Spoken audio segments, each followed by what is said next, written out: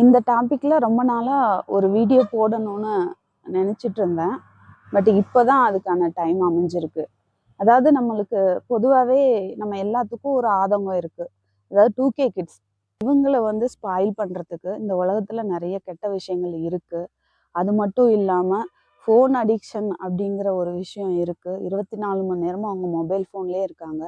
அது கூட பரவாயில்லையாட்டிருக்கு. அதை விட ரொம்ப மோசமாக போதை பழக்க வழக்கம் அதுவும் நிறைய இருக்குது. நம்ம சோசியல் மீடியாவில் நிறைய செய்திகள் அதை பற்றி பார்க்குறோம்.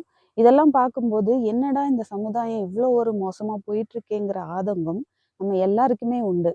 இதுக்கு என்னதான் தீர்வு அப்படின்னு பார்க்கும்போது தியானம் அப்படிங்கிற ஒரே ஒரு தீர்வு தான் இருக்குது. என்னடா இதை வச்சு மார்க்கெட்டிங் பண்ணுறாளா அப்படின்னு நினைக்காதீங்க. உண்மையாகவே தியானம் ஒன்று மட்டும்தான் இதுக்கான தீர்வு. ஏன்னா விழிப்புணர்வோடு இருக்கிற ஒருத்தனை யாராலையும் எந்த தவறான பாதையிலையும் கொண்டு போக முடியாது. நம்ம தியானத்தில் ஆழமாக போகும்போது நம்மளால அந்த விழிப்புணர்வு வந்து அதிகமாகும் நமக்கு. அதனால யாரும் நம்மளை தவறாக வழி நடத்த முடியாது. அதே போல் நம்ம எதுக்கும் இந்த காலத்தில் செலவு பண்ணுறோம். ஒரு ஹோட்டல்னு போனால் அங்கே எவ்வளோ ஆயிரக்கணக்கில் பில் பே பண்ணுறோம். அதே போல் ஒரு தியேட்டருக்குன்னு போனால் ஒரு நல்ல தியேட்டராக இருந்தால் ஒரு ஆளுக்கு 250 ரூபா டிக்கெட். அப்போ ஒரு 4 பேர் கொண்ட குடும்பம் போச்சுன்னா ஸ்நாக்ஸ் எல்லாம் 10 மடங்கு அதிகமாக அங்கே விற்பாங்க.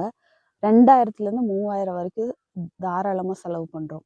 ஆனால் தியானம்னு வரும்போது இலவச கிளாஸா, இது வந்து ஃப்ரீயா, ஏன் நீங்கள் ஃப்ரீயாக நடத்தக்கூடாது, இதுக்கு போய் காசு வாங்குறீங்க அப்படின்னு நிறைய பேர் சண்டைக்கு வராங்க.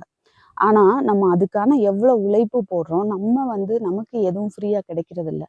நம்ம தியானம் நடத்துறதுக்கான இடம், சாப்பாடு எல்லாமே நம்ம காசு செலவு பண்ணி தான் ஒவ்வொரு தியான முகாமும் அவ்வளோ மெனக்கெட்டு நம்ம ஏற்பாடு பண்ணுறோம்.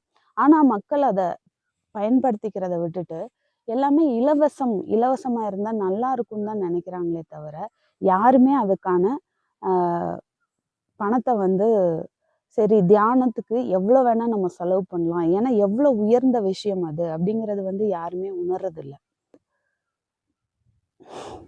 ஒரு டூர்னு போனால் நம்ம போகிற இடத்த பொறுத்து 20,000லேருந்து லட்சக்கணக்கில் செலவு பண்ணுறோம்.